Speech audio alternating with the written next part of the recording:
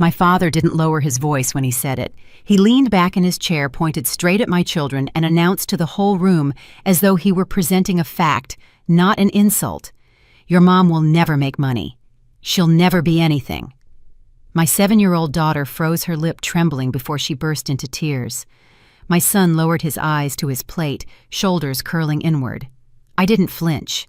I placed my hand on my daughter's back and kept her steady. The living room television behind my father lit up at that exact moment, and the night stopped belonging to him. Christmas Eve at my parents' house in Evanston always came with the same traditions, the same toasts, and the same hierarchy. My father sat at the head of the dining table. My mother arranged dishes she spent all day preparing, and the rest of the family filled in the space around them like an audience for a show. The show usually revolved around my younger brother, Adam. He was the loud one, the promising one, the one my father claimed would carry the Redwood name into the next generation. I was the opposite in their eyes, quiet, practical. The one who never aimed high, a phrase my father used so often, it practically became my title. But tonight, the moment we sat down, he didn't even pretend to hide his favorite pastime, putting me in my place. He tapped his glass, calling for my children's attention. "Kids," he said, "let me teach you something about life. The world doesn't reward people who play small. It rewards visionaries, builders." Adam smirked, adjusting his watch like he'd been summoned on stage. My daughter wiped her cheeks with her sleeve. "Mom, did you never make anything?"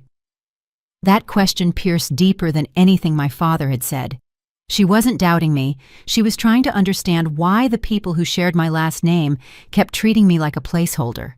My father kept going, as if her tears confirmed his point. "If you want to be successful," he told them, "you follow people who actually accomplish things. Your uncle built a real business, real income. Your mom?" He shrugged. "She just never figured out how to get ahead." June. My partner shifted in her seat beside me. She wasn't the type to interrupt family dynamics, but she'd sat through this routine too many times to stay neutral. "Maybe tonight isn't the time for this," she said quietly. My father didn't even look at her. "It's exactly the time. Kids need honesty." My mother hovered at the edge of the conversation, wringing her napkin, whispering, "Let's just eat." But she never pushed back. Not once. Not in my entire life. Adam finally chimed in. "Dad's just saying you gotta be ambitious, guys. Your mom's fine. She just..." He paused, searching for a word that wouldn't sound cruel, but he didn't find one. "Plays it safe." My son looked at me, then confused. "Is that true?" I grew up with these lines. I learned early how to let them slide off my skin, but my kids, they deserved better than to inherit the shame my father spent decades handing out like party favors. I reached for my water glass, not to drink, but to keep myself grounded. "It isn't true," I told them softly. "And tonight you'll see that." June glanced at me, recognizing something in my tone. Only she knew what had happened that afternoon. Only she knew what was scheduled to air at midnight. Only she knew that for the first time in my life, the truth wasn't something I had to fight for. It was something the world was about to show for me. My father continued as though nothing in the room had shifted. "You can't coast through life," he said loudly. "You have to prove yourself. You have to build something. You can't just drift around doing little side projects and expecting anyone to respect." He didn't finish the sentence. The giant television mounted behind him flickered. My father frowned and turned around. "Who turned that on?" No one had touched a thing. The screen brightened, then shifted into the unmistakable red border of Time magazine. The room went silent. A calm broadcast voice filled the space. "Tonight, Time magazine honors one of the most influential women shaping economic redevelopment in the Midwest." He looked at the remote, confused. "What is this?" June placed her hand on my daughter's. My son sat up straighter. My mother brought a hand to her chest. The voice continued.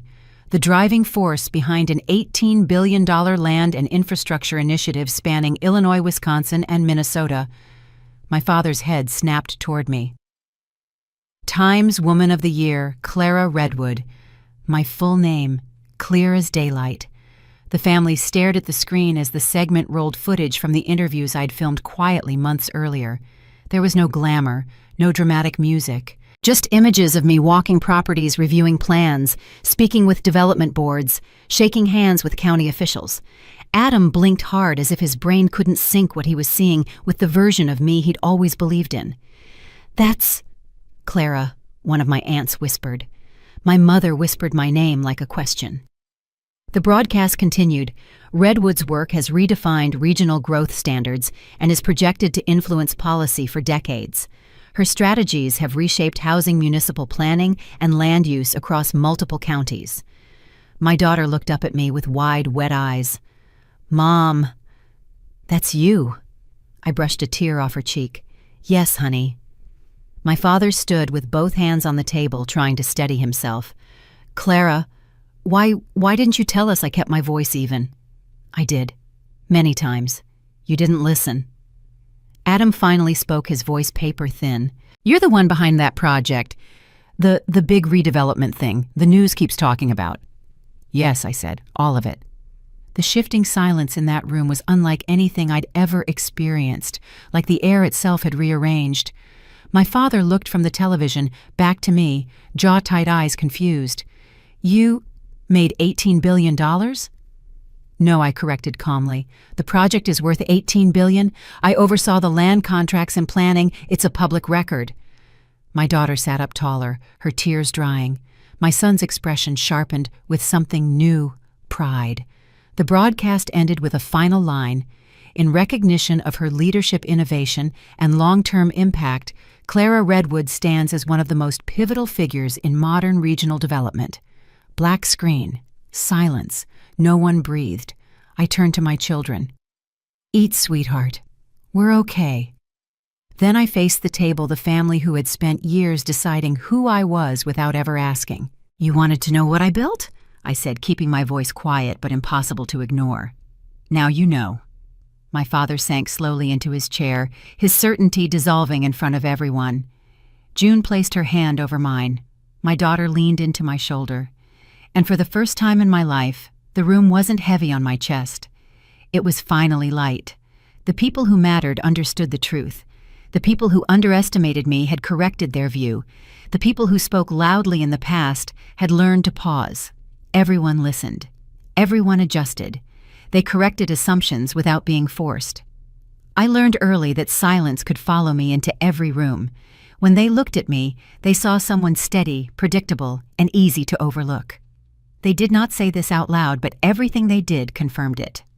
When I was 10, my class held an academic awards day. I won for highest overall performance. My teacher shook my hand. She told me I was focused, consistent, and ahead of the class. I walked home carrying the certificate with both hands so it would not bend in the wind. I expected my parents to be proud, maybe even excited. I imagined my father hanging the certificate on the refrigerator the way he did when Adam earned something. When I stepped into the kitchen, my mother was cutting vegetables for dinner. I held the certificate out. "I got top marks," I said. She glanced at it for a moment. "Good," she said. "Set it down. Your brother needs to eat early. He has soccer practice." I placed it on the counter. She did not touch it again. 10 minutes later, Adam came home complaining about a low grade on a science quiz. Our father laughed. "Do not worry," he said. "You are not meant for numbers. You are meant for leadership." He clapped Adam on the back as if a low score meant nothing for someone with such natural potential. The certificate I brought home fell behind a row of cookbooks by the end of the week. That became the rhythm of our house. Adam failed upward. I succeeded quietly. If Adam achieved something small, everyone clapped. If I achieved something significant, they nodded and continued their day. I was not jealous, only confused. Praise did not motivate me, but the constant mismatch between effort and acknowledgement felt like an inaccuracy in their view. By the time I entered high school, I understood the structure clearly. My father believed Adam was destined for big accomplishments. He believed I would live a modest life and avoid risk. He said it often, usually in front of relatives. "Clara is dependable," he would say. "She will do fine. She does not push herself into complicated things." He was wrong, but he did not know he was wrong because he never asked me anything detailed. He assumed, and the assumptions shaped everything. I worked through high school saving every paycheck from a nearby market. Adam never had to work. He drove a car our parents bought for him when he turned 17. When I asked about a car, my father said, "If you want one, you can save for it. You are practical. You will manage it." I saved for 2 years and bought an old sedan with a dented door. My father looked at it and said, "This suits you. It is modest. It fits." I did not argue, but the comment stayed with me. After high school, Adam went straight to a business program. He told people he would start a company that would change the industry. He did not specify which industry. That did not matter. People believed him because he spoke with confidence and they liked the idea of someone aiming high. I attended community college while working. I studied land economics, regional planning, and public policy. No one asked about my classes. No one asked about the work I did. They assumed it was clerical. They assumed I chose the simplest path. My mother would tell neighbors I was helping with small planning tasks. She said this with a kind voice, not realizing how much she was minimizing what I was learning. It did not feel insulting. It felt inaccurate. Each time I tried to explain my work, she changed the topic to Adam's newest idea. Eventually, I stopped explaining. The more invisible I became at home, the more visible I became to people in my field. County boards hired me to assist with zoning reviews. Development groups trusted me with preliminary studies. I learned how to identify land that seemed unremarkable but held long-term potential. I learned how to read public documents thoroughly, line by line, until I understood the structure behind every policy. Adam never asked what I did. When relatives asked him, he said Clara does planning stuff. She likes small, simple work. He said this with confidence, as if he had analyzed my role thoroughly. People accepted his explanation without checking. When I turned 28, I married June and moved into a small house. We kept our expenses low and saved consistently. I worked part-time from home after our first child was born. My father believed this confirmed his assumptions. She chose stability, he told a family friend. She does not want big responsibilities. I heard that secondhand. It did not hurt. It clarified things. The truth was simpler. I liked accuracy. I liked careful planning. I liked understanding the structure of a problem before taking action. None of that meant I lacked ambition. It meant I preferred building something thoroughly instead of loudly. Over time, the gap between my actual work and what my family believed widened. The more skilled I became, the less they noticed. I did not blame them. They were not paying attention. They were focused on Adam's highs and lows, chasing every new idea he presented. He launched a startup at 30. It ran out of money in less than a year. He opened another one with a new pitch deck. My parents told everyone he was on the rise. He spent money easily because he believed the next big deal was coming. My parents covered shortfalls, convinced he needed just one more injection. I never asked them why they kept supporting him. I understood their reasoning even if I disagreed. They believed potential was more important than evidence. While Adam sought investors, I attended planning hearings, reviewed budgets, and studied long-term trends. My work was not flashy. It required patience. It required understanding roads, water lines, and property access. It required long discussions with county engineers and field teams. I discovered opportunities not because I was lucky, but because I looked closely at information most people skimmed. Once during a routine review, I found a parcel that had been labeled unproductive for decades. The soil was poor, but the location intersected with 3 future transit proposals. It was undervalued only because no one had updated the file. That parcel later became the first site of a multi-phase development. I did not mention any of this to my family. It was not a secret. It was practical.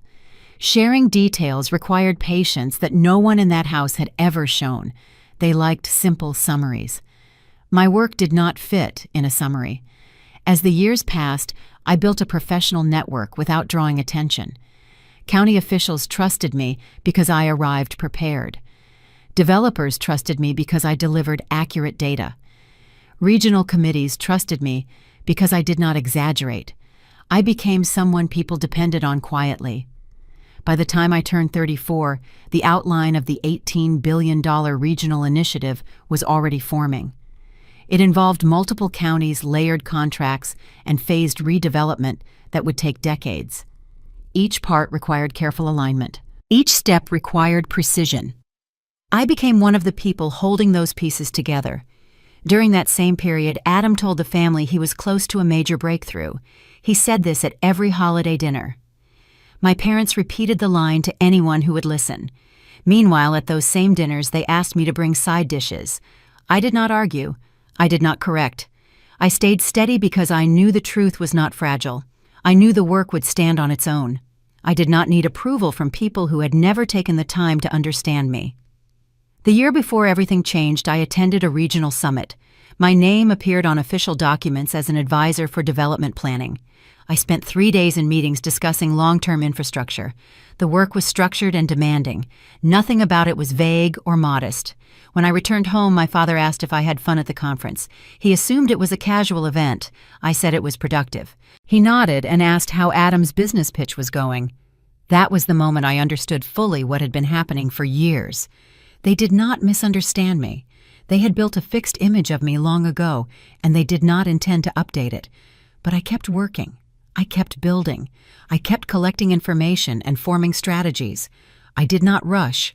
I did not complain. I did not attempt to convince them of anything. I moved forward one step at a time until the results became visible, even to people who had never paid attention. Nothing about the future revelation was dramatic to me. It was a natural consequence of consistent work. It was the moment when the facts I had built finally became too large to ignore. I arrived at my parents' house 2 days before Christmas because my mother insisted on a full family dinner. She liked the idea of everyone gathering under one roof, even though she avoided conversations about anything uncomfortable. When she called me earlier that week, she said she had bought new decorations and wanted the table to look perfect. I told her I would come with the kids. June had to work late that night, so I planned to go alone with them. The house looked the same as it always had. My mother arranged lights along the porch railings, and my father placed a wreath on the door. When I stepped inside, the living room smelled like roasted vegetables and pine cleaner. The television played quietly in the corner. My parents were already setting the table. My father asked if the drive was smooth. I said yes. He did not ask about my work or the projects I was finishing. He moved straight to checking the oven timer. Adam arrived 10 minutes after we did. He walked in wearing a new coat and talking loudly on the phone. He paused long enough to hug our mother and give our father a pat on the back. He did not look at me until he finished his call. When he finally said hello, he spoke as if he had not seen me in years, even though we lived only 2 towns apart. He asked if my job was still the flexible planning thing. I said yes. He nodded like he already knew the answer. My daughter Emma stayed close to me. She did not like loud rooms. My son Daniel ran off to look at the toys my parents kept for him in the den. My mother moved quickly around the kitchen checking dishes and stirring pots. She asked Adam how his business was going. He said he was in talks with partners and that things were moving fast. She smiled as if this was exactly what she hoped to hear. I helped bring dishes to the table. No one noticed. That was normal. I set down plates and arranged napkins. My father told Adam to sit at the head of the table because he wanted to hear about Adam's latest plans. He placed me at the far end of the table next to the kids. I did not comment. I had sat in that seat at every holiday meal. Dinner started with my father lifting his glass and praising Adam for his drive and vision. He said Adam was close to a breakthrough. Adam accepted the praise without apologizing for anything he had failed at that year. My mother smiled proudly at him. When my father finished speaking, everyone began eating, and the room filled with conversation. My daughter whispered that she liked the rolls but that the room was loud. I told her she could sit closer to me if she wanted. She moved her chair slightly. Adam noticed and laughed. "She is shy like you," he said. "Quiet, simple, steady." I looked at him, but he had already gone back to explaining a business plan to our father. I ate my food slowly, waiting for the evening to settle. Nothing in the atmosphere felt unusual. It felt like every Christmas meal we had ever shared. Adam talked. My parents listened. I stayed in the background. Halfway through dinner, my mother asked if I had any updates from work. She asked politely, but her tone suggested she expected a short answer. I told her I had completed a long-term review for one county and was preparing for a series of planning hearings. She nodded as if I had mentioned something routine. She asked Adam another question immediately after. Adam leaned back in his chair and launched into a description of a project he had not started yet. My father encouraged him. My mother asked if he needed help. He said he was in control. He talked for several minutes without interruption. I listened without reacting. My children watched him as if he was performing. After dessert, the room calmed down briefly. My father began collecting plates. My mother checked the stovetop. Adam put his arm around our father's shoulder and said he wanted to show him something on his phone. They stepped into the living room. I stayed near the table, wiping crumbs into a napkin. My daughter tugged on my sleeve. She asked if we could go home soon. I told her we would leave after I helped clean. She nodded. Adam returned from the living room and sat beside my children. He started asking them about school. My son answered easily. My daughter spoke quietly. Adam leaned closer and said, "You two need to study hard. Do not end up doing small tasks like your mother. She means well, but she never aimed high." My daughter looked at me. Her eyes lowered. Adam continued talking as if he was giving helpful advice. He said people only succeed if they push past average goals. He said their mother had chosen the easy path. He said if they wanted stability, they could follow her, but if they wanted success, they should look at what he was doing. I told him to stop. My voice was calm. He looked at me and laughed it off as a joke. He said he was simply teaching them ambition. My mother heard part of the exchange and told Adam not to be harsh. Adam said he was not harsh, just honest. The children stayed quiet. I gathered our coats and told them we would leave soon. My mother asked if we wanted to open gifts first. Emma shook her head. She did not want to stay. My mother looked disappointed but did not argue. Before we stepped outside, Adam made one final comment. He said it loudly enough that everyone heard. "It is fine. Clara is used to modest outcomes. Some people work small, some people work big." My father made a small gesture telling him to stop, but he did not push the point. That told me everything about the dynamic in that room. The drive home was silent. My daughter sat stiffly in her seat. My son asked a few questions, but stopped when he sensed the mood. I kept my hand steady on the wheel. I intended to address the issue in a clear, controlled way once we got home. When we walked inside, I helped the kids change into pajamas. My daughter finally asked if what Adam said was true. Her voice was quiet and tense. I told her Adam was wrong. I told her my work required real skill and responsibility. She listened, but her expression did not relax. Hurt had already settled in. I stayed with them until they fell asleep. The house was quiet, aside from the sound of the heating system turning on. I sat in the living room thinking about the dinner, not because the comments surprised me, but because of the effect I saw on my children. I was used to being underestimated. They were not. They did not understand the history behind it. They only heard someone familiar dismiss their mother. I went to my office space and turned on the light. I opened the file drawer and looked through the documents related to work I was finalizing. Those papers represented thousands of hours of effort. They represented meetings, contracts, and approvals I had secured. They represented decisions I had contributed to and commitments I had made. They represented facts. Adam's comments did not alter any of those facts, but my children did not know those details, so his words carried weight for them. I looked at the folders for a long time. The work was not flashy, but it was substantial. It would shape communities and influence decisions far beyond our family. I thought about the years of assuming no one at the family table would ever understand. That assumption held true, but the impact shifted now. My children had entered the picture. They were absorbing what they heard. I decided I would not let Adam shape their view of me or of themselves. I decided I would act on facts, not emotion. I decided I would address the problem where it started, not with a speech, not with a dramatic confrontation, but with clear information and direct action. I left my office light on for a few more minutes, then turned it off. The decision was set. The next day would not follow the usual pattern anymore. I arrived at the community center early the next morning because the regional subcommittee scheduled a review session before the holiday break. The building opened at 8. Staff members walked in carrying binders and coffee cups. I signed in at the front desk and took a seat at the long table inside the meeting room. My laptop was fully charged and my notes were organized. The room filled slowly. 3 project managers sat near the front. A transportation analyst reviewed spreadsheets across the room. A county representative from another district placed his files in the middle of the table. No one questioned my presence. They knew my name from previous work sessions. I kept my focus on the agenda packet. The meeting began with updates on road mapping and land use adjustments. Most of the discussion centered on the winter construction pause. I contributed when needed, keeping my answers direct and specific. The group moved through each item without delay. Halfway through the session, the door opened. Adam walked in wearing a jacket thrown over one shoulder. He scanned the room like he expected attention. His company was not part of the committee, but he acted as if the meeting revolved around him. He sat down across from me and nodded to the project manager next to him as if they were longtime colleagues.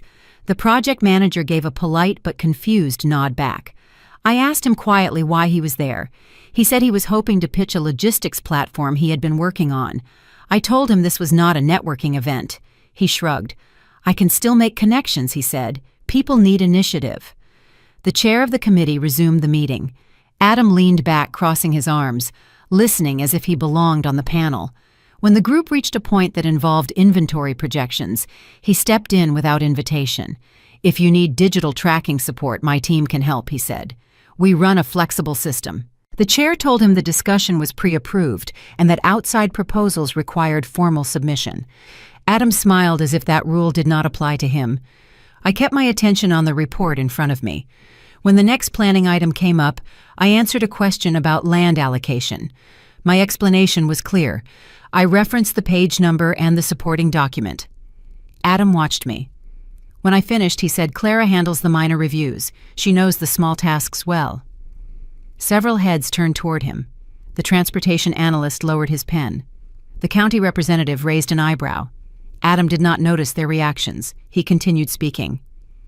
"She has always been detail-oriented," he said. "Not built for strategic oversight, but useful for fine print." He said it lightly, but the message was direct. It was the same tone he used at our parents' house. The group stayed silent. They did not know the history, but they could hear the dismissal. I kept my hands steady on the table. The chair continued the agenda. I answered another question about corridor sequencing. Adam watched the room, carefully leaning forward as if preparing to add more commentary.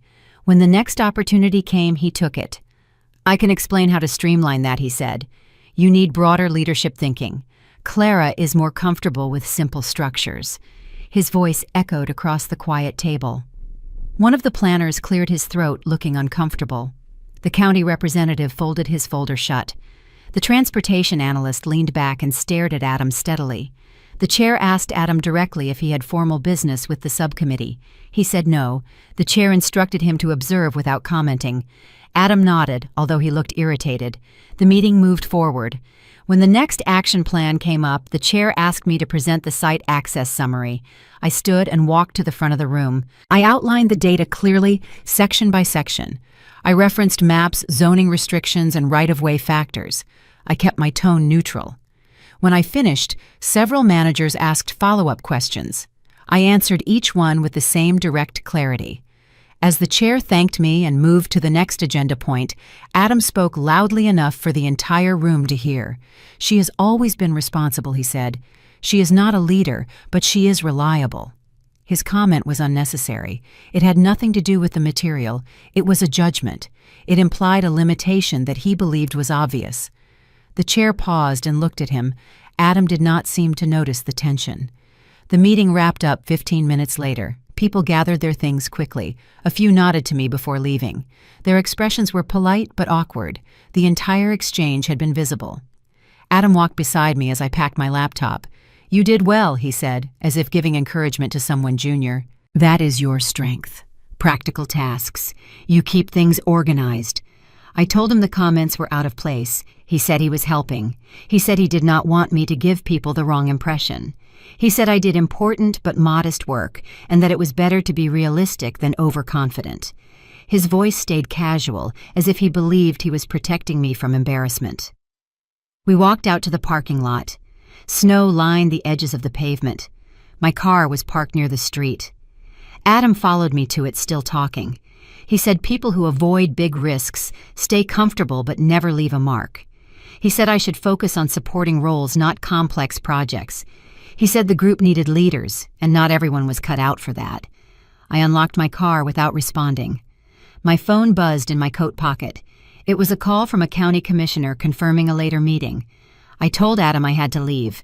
He nodded like he was letting me go early. When I drove out of the lot, I looked in the rearview mirror.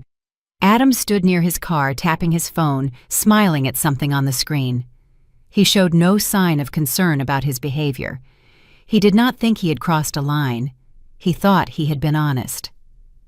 As I merged onto the main road, I replayed the morning in my mind. His behavior was consistent with everything he had done the night before. He did not question his assumptions. He did not review facts. He relied on a fixed story he had created years ago. The difference now was the setting. This was not a family dinner table. This was a professional environment. His dismissive statements were not just personal. They were public. They were heard by people who knew the work and recognized when someone misjudged it. The gap between perception and reality had reached a point that could not continue without consequences.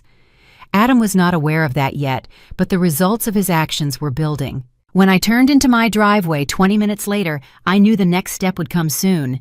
It would not be emotional. It would not be dramatic. It would be a response to facts, not feelings. His words had been heard by people who understood the work better than he did, and he had made those statements in front of the wrong audience at the wrong time. He had crossed a professional boundary without knowing it. The impact was already in motion. I spent the afternoon reviewing files for a county presentation scheduled for early spring. The work required clear numbers and accurate projections. I focused on traffic flow estimates, infrastructure budgets, and long-term land use charts. When I closed the last file, my phone buzzed with a message from my mother, reminding me about the second Christmas dinner the next day. She wanted everyone together again because a few relatives were visiting from out of town. I told her I would come. That evening, after the children went to bed, I sat at the dining table reviewing my notes again. The room was quiet. The overhead light kept the table bright enough to work without straining my eyes.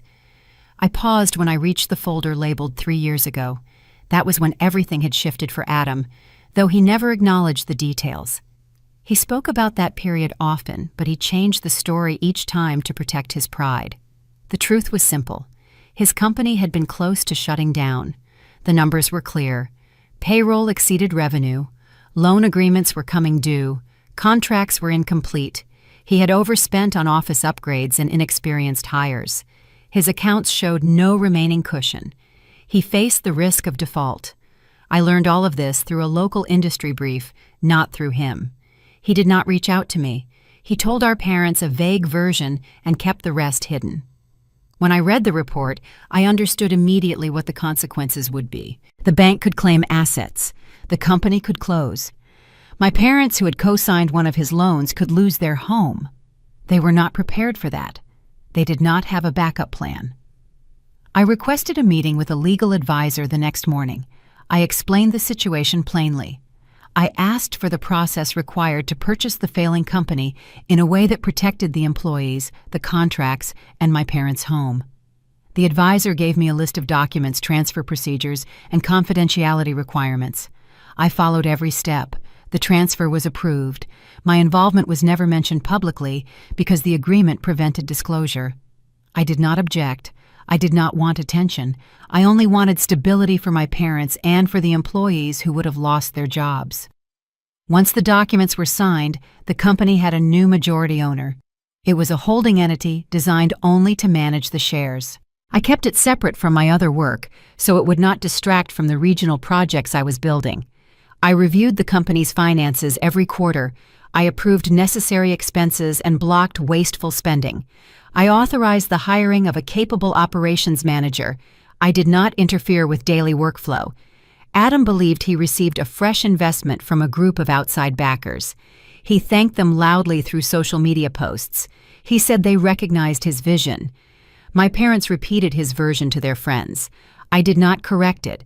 I was not interested in correcting it. The truth existed in documents. I did not need him to acknowledge it. That year was busy. My work expanded across county lines. I attended hearings, wrote reports, and met with planning directors. The regional initiative grew steadily. Each piece required careful coordination. No part of it was simple. I relied on consistent preparation because every detail mattered. Nothing about the workload felt dramatic. It was structured work, the kind that required organization more than charisma.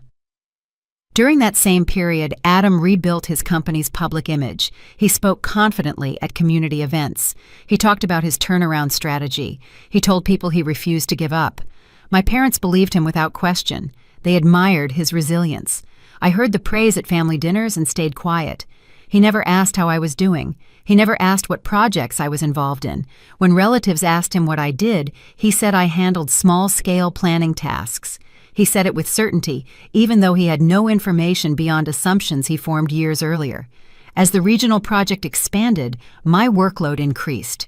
I conducted travel surveys, analyzed land boundaries, and evaluated pre-development proposals. My name appeared on several internal reports. None of this reached my family. They had never been part of my professional world. They would not have understood the workload. They cared about Adam's updates. They never asked about mine. 2 years ago, the initiative reached a turning point when a national publication requested interviews with select contributors. The organization wanted a series of features highlighting long-term development efforts across several states. They contacted our regional committee first. My role has been consistent and measurable. The publication wanted to include me in their series. The interview took place over video. The reporter asked clear technical questions. I answered directly. She requested project documents and timelines. I sent them through the official channel. She asked about the potential long-term impact. I outlined the expected outcomes. The feature went through an internal review and was scheduled for a later release. I did not mention it to my family. The publication adjusted their release calendar occasionally. I did not expect a firm date. Last year, I received an email confirming the feature would be published in winter. I did not check the exact week. It was not a priority at the time. I did not expect it to matter during the holiday. My focus remained on the next planning review. Adam, meanwhile, spoke continuously about his breakthrough. He told our parents that his presentation to investors had gone well. He said he had potential deals lined up. He said his company was on track to expand. He did not mention the operational issues still present. He did not mention the performance inconsistencies. He managed his narrative because it protected him. My parents accepted it because they wanted him to succeed. The contrast between our realities grew wider each year. My work expanded quietly because it required precision, not publicity. His work expanded publicly because it required attention, not structure. Before closing the binder for the night, I paused at the page showing the initial acquisition documents from 3 years ago. The numbers were clear. The signatures were clear. The impact was clear. Adam's company was still operational because the paperwork here made it possible. The next day, I attended the second Christmas dinner as planned. My mother greeted me at the door and commented on how tired I looked. She assumed it was from parenting. She did not consider work. Adam arrived shortly after. He immediately began telling relatives about his newest plans. They listened closely. They asked follow-up questions. They encouraged him. I stood near the kitchen counter preparing plates for the kids. No one asked what I had been working on. No one asked about the hearings I had attended. They had never asked. They stayed consistent. Adam walked by and said he hoped I was not stretching myself because he said I worked best when things were simple. He did not mean it cruelly. He believed it. He believed his version of me was accurate. My mother called us to the table. Everyone sat. Conversation centered around Adam's updates again. No one questioned the gap between his stories and the actual results. No one checked anything. They accepted his confidence. I did not expect anything different. I knew the patterns clearly by then. But what Adam did not know was that the next part of the timeline was already in motion. It was not emotional. It was not reactive. It was factual. The publication was preparing the winter release. The timeline did not depend on him. It did not depend on our parents. It did not depend on how anyone viewed me. It depended only on the work itself. The morning after the second dinner, I woke early because I wanted to check on the children before starting work. Emma was still asleep. Daniel was awake, sorting his toy cars on the floor. The house was quiet. I made coffee and reviewed notes for an upcoming meeting. I wanted to stay focused, but thoughts from the previous night stayed in the background. My phone buzzed with a reminder from a regional coordinator about an updated schedule for January. I responded quickly. The coordinator confirmed receipt and said she would send additional documents later. Nothing in the message mentioned the upcoming publication, but I knew the feature was scheduled for release that week. I had not shared the information with anyone at home. The timing was not intentional, it simply had not come up. June came downstairs and asked about the dinner. I told her everything in direct terms. She listened and asked if I wanted her to speak with Adam. I said no. I wanted to handle the situation without adding tension. She nodded. She trusted that I had a plan, even if she did not know the details. 3 hours later, my mother called. She wanted to confirm the final Christmas dinner for the extended family that evening. She said more relatives would attend and that Adam planned to present his new business update to them. She wanted me there because it was important to show unity. I told her we would come. She thanked me and hung up. Before getting ready, I sat at my desk to review a stack of internal reports. My goal was to stay grounded in work facts, not in family dynamics. The reports covered zoning adjustments, water access updates, and future easement approvals. Each section required accuracy. I took notes calmly, one line at a time. I kept my concentration steady. The work gave me clarity because it was based on clear rules and measurable outcomes. Nothing about it depended on opinion. Around mid-afternoon, I received a message from a colleague attaching the finalized schedule for the winter publication series. She included the release times for several regions. My feature was included in the upcoming cycle. The posting time was clear. The release was scheduled for 6:30 in the evening, which was the exact time my family planned to sit down for dinner. The timing was not dramatic. It was coincidental. I looked at the clock and confirmed the alignment. I closed the message without reacting. The feature was a summary of work I had completed across several counties. It included factual data, contract histories, and expected development outcomes. The subject matter was straightforward. There was no commentary on my life or my family. I finished reviewing my files, made dinner preparations for the kids, and checked with June about timing. She said she would meet us at my parents' house after work. I loaded the children into the car and drove toward the neighborhood where I grew up. Traffic was steady. The roads were clear. Nothing about the drive felt unusual. When we arrived, the driveway was full. I parked near the curb and helped the kids gather their things. My mother opened the door before I knocked. She told me everyone was already inside the living room. I hung our coats and led the children to the gathering. The house was louder than usual. Several relatives I had not seen since last year were seated on the couches. Adam stood in the center of the room, telling a story about a recent conference he attended. He described it with enthusiasm. He used terms that sounded impressive, but did not match the actual structure of business operations. People listened because he delivered the story confidently. My father motioned for me to sit on the chair near the wall. I did. The children sat beside me. No one asked how work was going. No one asked about the hearings I had attended. They moved straight to Adam's updates. He described his future plans. He talked about potential growth. He said his company was ready to expand aggressively. Several relatives asked follow-up questions. He answered each one as though he had a firm plan. He did not mention debt. He did not mention the operational issues that still needed correction.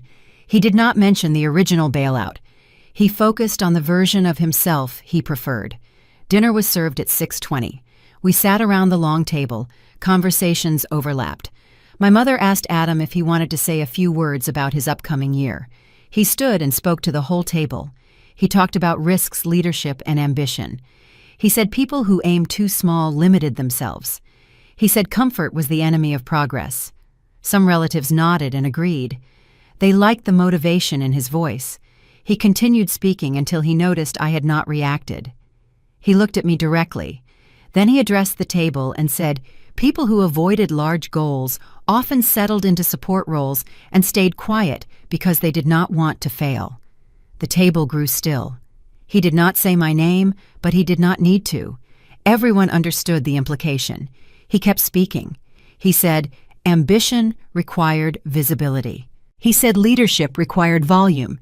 He said some people worked small because they preferred safety. I looked at him without emotion. My daughter looked at me and waited to see how I would respond. I did not interrupt him. I let him continue because responding directly would not have changed anything. He had built his understanding of me years ago and had no interest in revising it. At 6:30, phones around the room buzzed with notifications. Several relatives glanced down. One of them, my aunt, tapped her screen and froze. She nudged the person next to her. Another phone lit up, then another. Within seconds, half the table was looking at the same headline. My name appeared clearly in the center of the screen. The publication released the winter feature on time. The title listed the regional initiative, the budget scale, and the names of contributors. My photograph appeared beside the summary. The feature described the project phases, explained my role, and listed the total estimated investment value for the next several decades. No part of it was exaggerated. Everything came from verified documents and measurable data. A relative across the table read the headline aloud. The room quieted. Forks stopped moving. Someone scrolled and read another line. They looked at me, then back at the screen. My father leaned closer to my mother and whispered something. She did not respond. Adam was still standing. His expression did not change at first. He attempted to continue his point, but no one was listening. More phones lit up. The publication appeared on the front page of multiple feeds because the story was part of a national series. Someone asked, "Is this the same project you have been working on all year?" I said yes.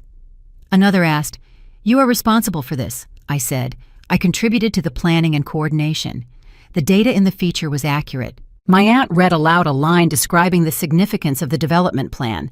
She repeated the number twice because she thought she had misread it. The room remained silent. People looked at me with a mixture of confusion and recalibrated perception. My daughter looked at me with a steady expression. She did not look surprised. She looked relieved. Adam lowered his hand slowly. He looked at the screen in front of the relative next to him. He read the headline twice. Then he looked at me. He did not speak. No one asked him to continue his speech. No one asked him to explain anything. The conversation shifted entirely.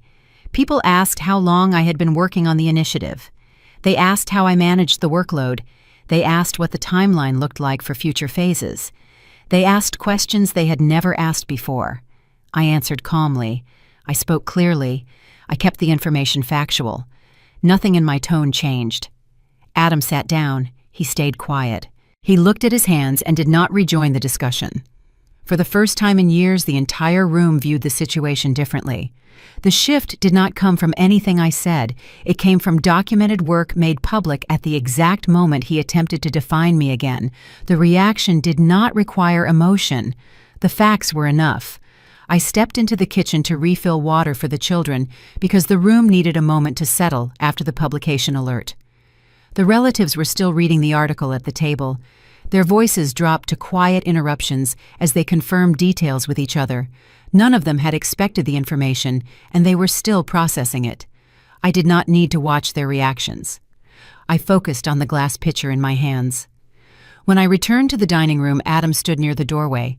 He blocked the entrance slightly as if waiting for me. His posture was stiff. His expression was flat. He looked like someone who had questions, but did not know how to form them.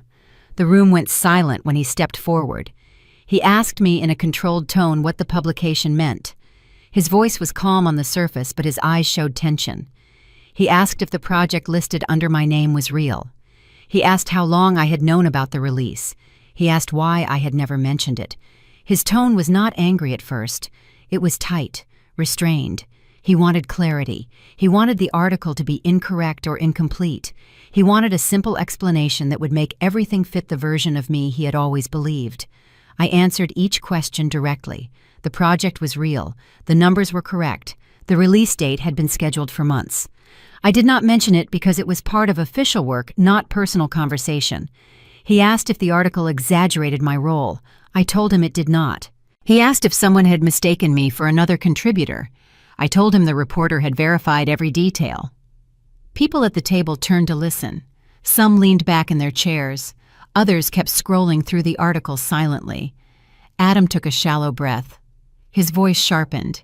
He said the work described in the article was not small planning tasks. He said it was large-scale development.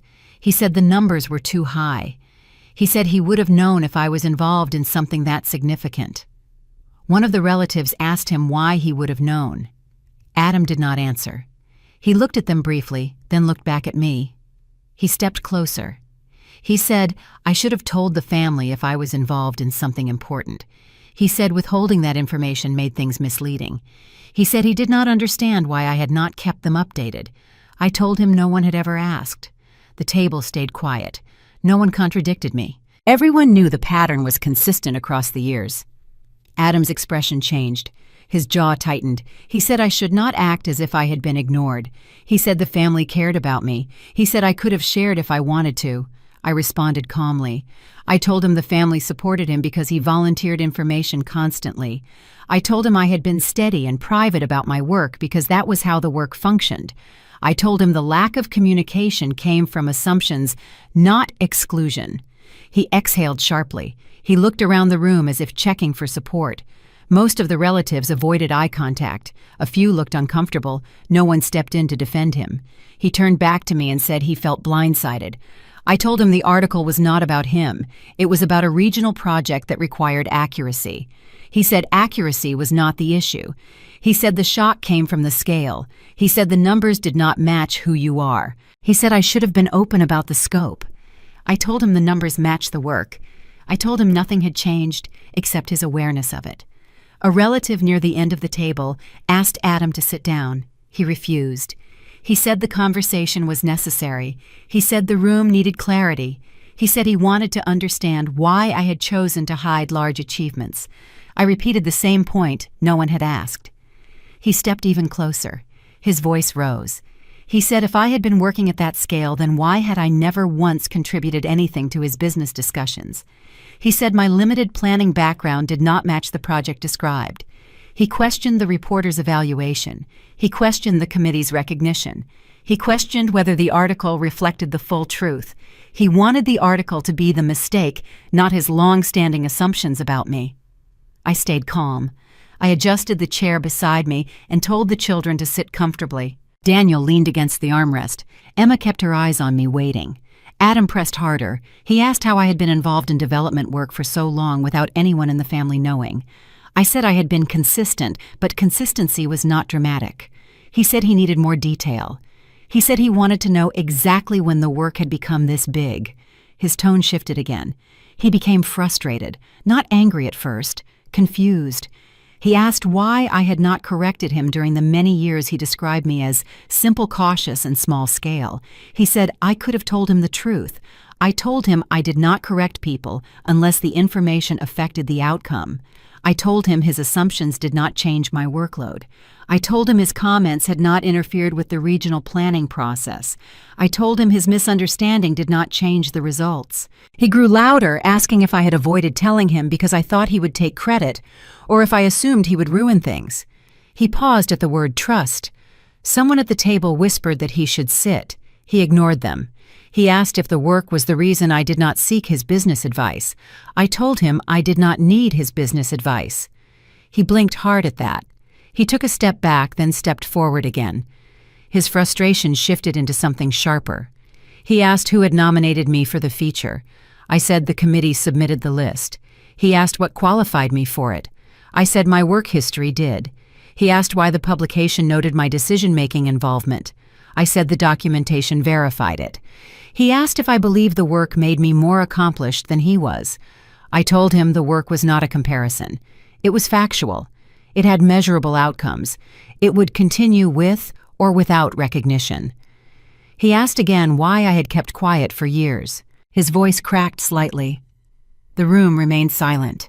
I answered with the same tone I had used all evening. I said I did not stay quiet. I stayed focused. I said the family had never asked about the details, so the details never appeared in the house. I said he had built a clear picture of me years ago, and nothing outside that picture had his attention. He absorbed the words, but did not respond. He looked around the room again. No one stepped in. Several relatives looked at the table. One cleared her throat. Another folded his napkin. The silence made the difference clear. He understood for the first time that the years of assumptions were visible to everyone in the room. He understood that he had not asked questions. He understood that he had dismissed information he had never bothered to gather. He understood that the gap between us was built from actions, not from personality. He swallowed hard, then asked one final question. Who exactly do you meet with for this project? I listed the departments and committees plainly. I listed counties, directors, planners, and development boards. I listed partnerships across districts. I listed the responsibilities confirmed in the published summary. His expression collapsed, not dramatically, simply and visibly. He stepped back from the doorway, moved around the table, and sat in the empty chair. He looked down at his hands, and he did not speak again. The confrontation ended because the facts ended it. No one defended him. No one corrected the article. No one questioned the numbers. The room understood what had happened, and so did he. The image he had held for years no longer matched reality. The facts held. The room stayed silent long enough for Adam to think the confrontation had ended, but my cousin Harold broke the stillness by asking if the article meant I would move to another state. He asked it casually, but everyone turned toward me. The timing was awkward. Adam lifted his head fast as if he heard a threat. June looked uncomfortable, and she placed her hand on her phone as if preparing for another alert. I told Harold there was no relocation planned. The work allowed flexible presence across counties. He nodded and said he was only curious. The tension in the room did not lift. Several relatives kept glancing between Adam and me. They were waiting for the next shift. It came from Adam's chair. He stood again, slower this time. He said he was not done. His voice was lower than before, but the irritation had returned. He said the article placed the family in an uncomfortable position. Relatives, he argued, might think he misrepresented our family income, and he found the publication's timing looked intentional. He noted it was odd that the feature appeared during Christmas dinner. I told him I did not choose the timing.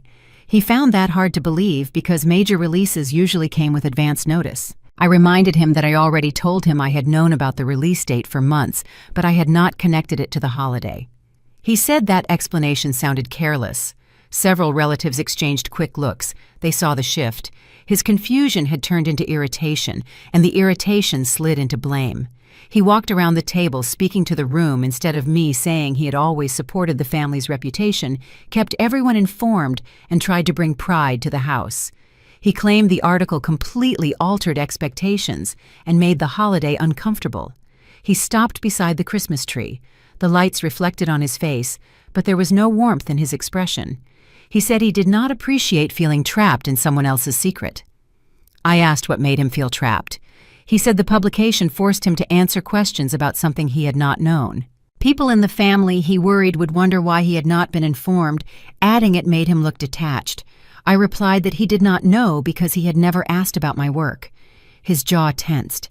He told the room that he had always taken an interest in the family.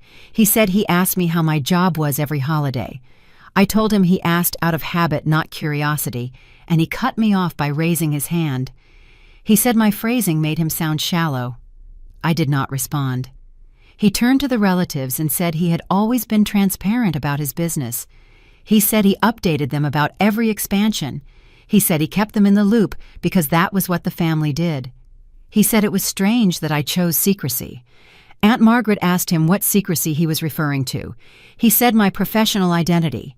She said a job was not a secret just because it was not announced. He did not respond. She added that he was confusing privacy with deception. He looked at her but did not argue. The room quieted again. Then he shifted angles. He said if I had known I was about to be featured in a national publication, then I should have prepared the family so they would not be caught off guard. He said the presence of children made the timing worse. Emma and Daniel, he suggested, were too young to understand the article, and the attention-arguing responsible parents avoided situations that created unnecessary confusion for kids. His statement made two people sit up straighter. June glared at the table. My cousin Stephen leaned back sharply as if waiting for a reaction. I asked him to explain what he meant by responsible. He said the spotlight could confuse children. Sudden attention, he claimed, could create pressure. He said presenting information this way made things chaotic for everyone. I answered calmly. I told him I did not present anything. I reminded him the article arrived because he insulted me in front of my children, and my phone lit up with the publication notification in response. Had he not shouted his prediction that I would never be anything, the discovery would have remained quiet until after the holiday. He said I was twisting the timeline. I said the timeline was documented. He pressed on. He said I should not have opened the article in front of the family. He should have waited until later, he insisted, claiming seeing the information immediately created a scene. I reminded him that he had spoken loudly enough that the entire table heard his insult. He looked irritated, but did not deny it. He moved another step toward me. He kept his hands at his sides, but his posture was confrontational. I told him the work was not dramatic. It was logistical planning, funding, allocation, zoning, environmental review, and coordination across departments. He said the details were unnecessary. He said people cared more about character than job description. He said I had embarrassed him. The room reacted at once. Several relatives looked at each other. His mother pressed her palm to her forehead. His father sighed. I asked how the article embarrassed him. He said it made him look ignorant. He argued no one should learn about a family member's major achievements through a public release. He said it undermined his perception of our relationship. He said it made him question what else he did not know. He said it made him feel small. He said the last line slowly. Not loud, but loud enough. I did not speak for several seconds. The room listened. I asked if that feeling reminded him of anything he said earlier in the evening. His eyes shifted. He did not answer.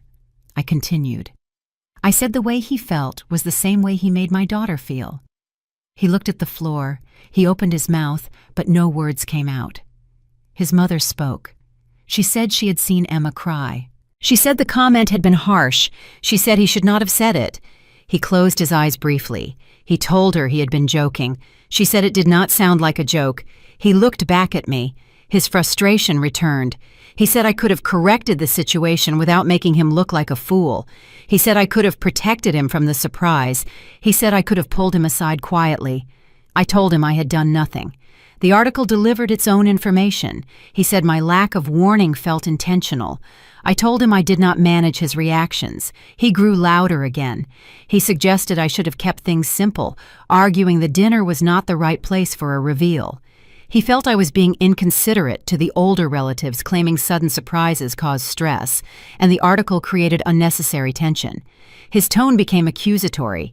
He said I should not act superior. He said success did not give me authority. He said the publication did not change the structure of the family. He said the family had always seen me as level-headed, not assertive. He said this moment was out of character. I told him the moment only seemed out of character because he had not noticed the rest of the character. He froze. He stared at me. His breathing grew shallow. His father spoke quietly, asking him to sit. He refused again. He said the conversation needed clarity. He said he wanted honesty. He said he wanted to know why I did not trust him enough to tell him anything significant. He pushed harder. He said withholding information was manipulative. He said I had created a power imbalance. He said it seemed like I had been waiting for a moment to surprise everyone. This time, 2 relatives corrected him. One said the accusation was unfair. Another said the logic did not fit the situation. He ignored them. He pointed at my chair and said the publication changed the holiday in a way he did not approve of. He said the family had come for dinner, not revelations.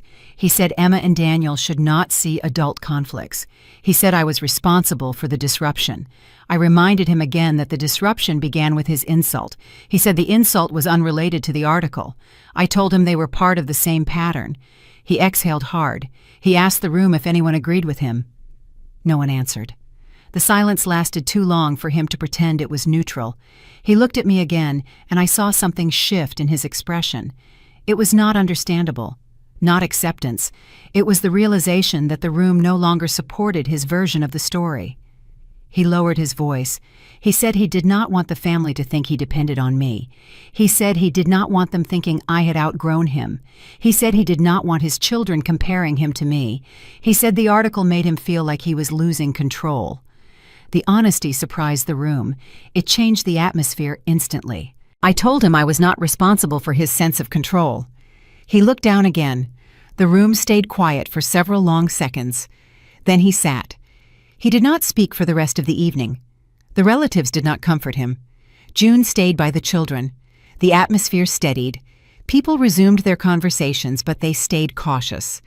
The conflict had settled, but not because he accepted the truth. It settled because the truth no longer needed permission to exist. The conversation in the room had softened, but the tension still hovered beneath it. No one invited Adam back into the discussion. No one defended him. People spoke quietly and kept glancing toward me, unsure what to say next. I stayed at the table with Emma and Daniel until they finished their dessert. When I stood to take the plates to the kitchen, my Aunt Linda asked if the article meant I would move out of the county. Her tone was calm and direct. Two relatives leaned in to listen. Even Adam looked up. I explained the work the same way I would in a meeting. The planning stretched across several counties, the board involved multiple districts, and the scale had nothing to do with where I lived. Linda listened carefully. She said she was surprised someone from our area received that level of authority and asked how the appointment happened. I told her it came from years of smaller roles, documented results, and a process that did not move quickly. The article did not change the timeline, it only made it visible. She nodded and said she wished she had known. She admitted she would have talked to me differently if she had understood the work. Adam heard her clearly. His jaw tightened. My Uncle Paul then asked if the role changed my income. He asked it without hesitation, the same way he always asked practical questions. I told him, yes, the earnings were higher, and no, I had not discussed it because money was never part of family conversations. He accepted the answer immediately. A cousin asked how I learned to handle projects of that size. The financial details in the article had surprised her. I told her the same thing I tell new staff members. You learn step by step, and volume becomes manageable when you work with it long enough. People listened. No one interrupted. Then Stephen asked about the ring mentioned in the article. He wanted to know whether it was symbolic or tied to an official agreement. His question shifted the attention again. Adam's head came up fast. I told Stephen the ring was real but not a luxury item. It was issued as part of a board approval used for documentation and public record events. It marked a funding milestone, nothing more. The relatives absorbed that explanation with interest, not shock. Stephen asked if it was expensive. I told him its value came from what it represented, not the materials. Adam did not accept any of it. He stood and claimed the article exaggerated the details. He said national features often added dramatic elements and told me to clarify the real significance. I said everything could be verified. He insisted he needed proof, saying the family deserved accuracy. I picked up my bag, took out the secured case and set it on the table. I opened it.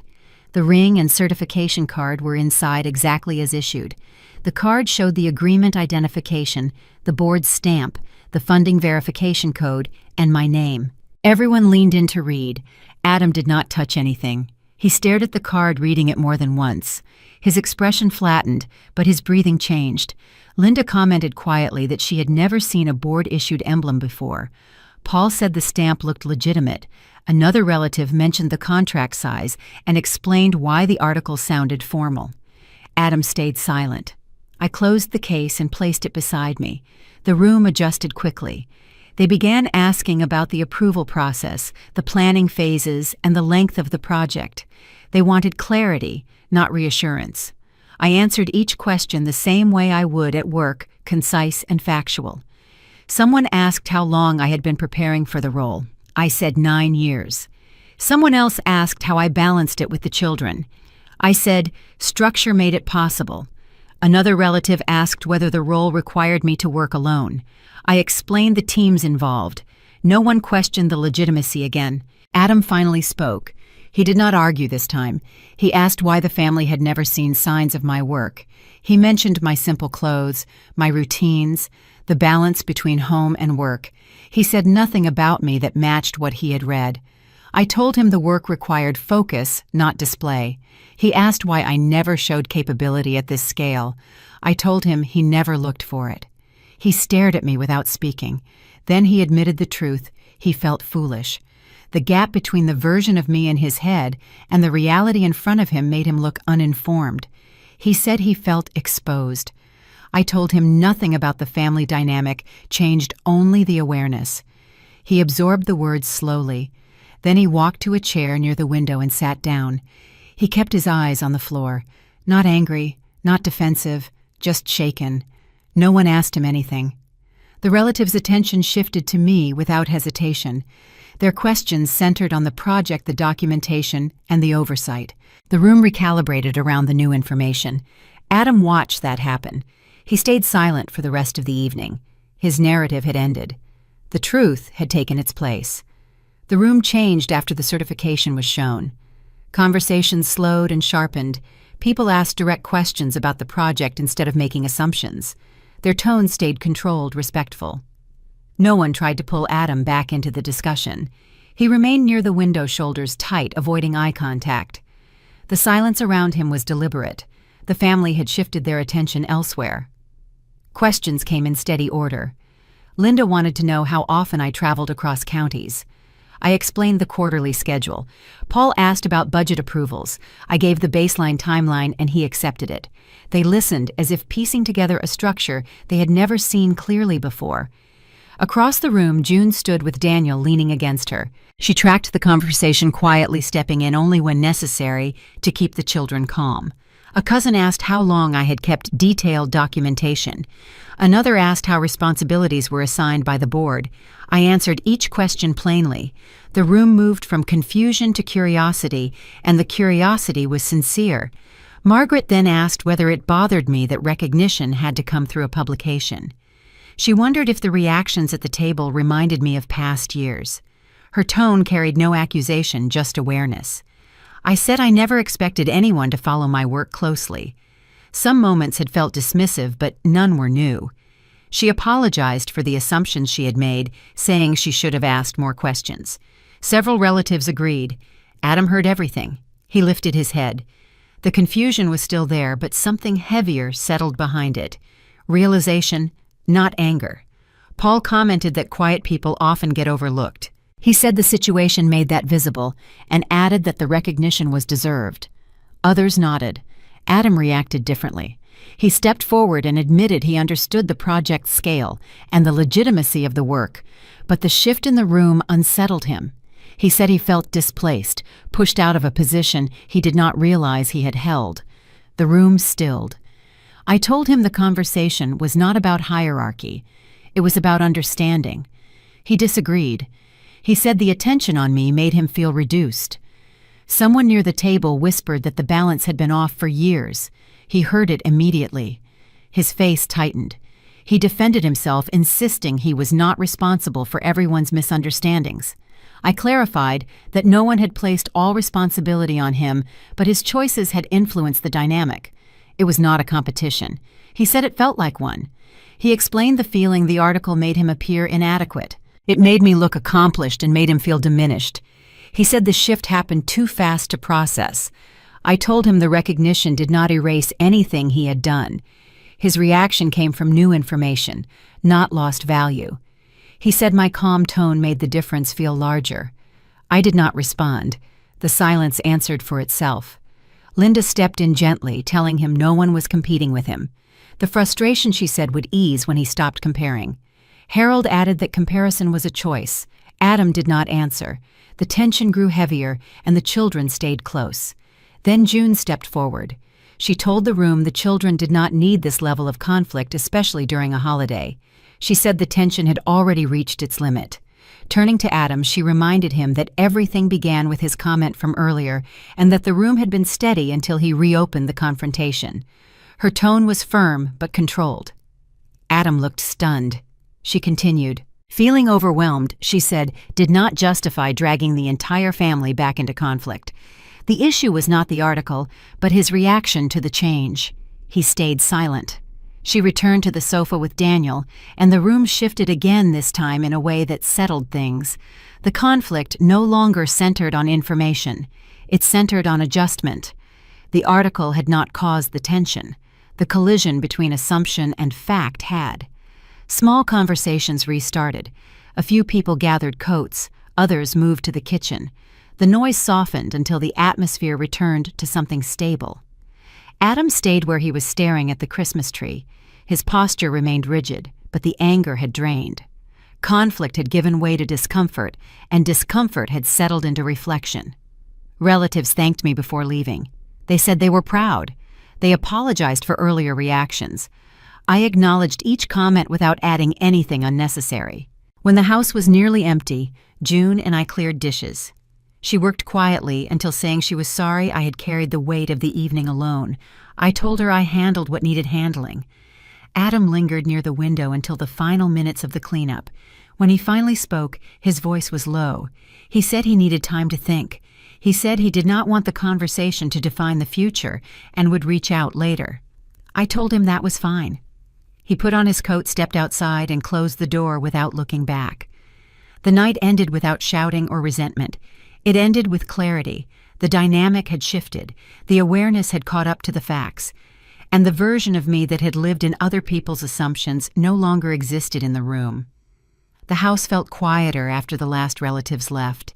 The tree lights stayed on, but the room no longer carried the noise of overlapping conversations.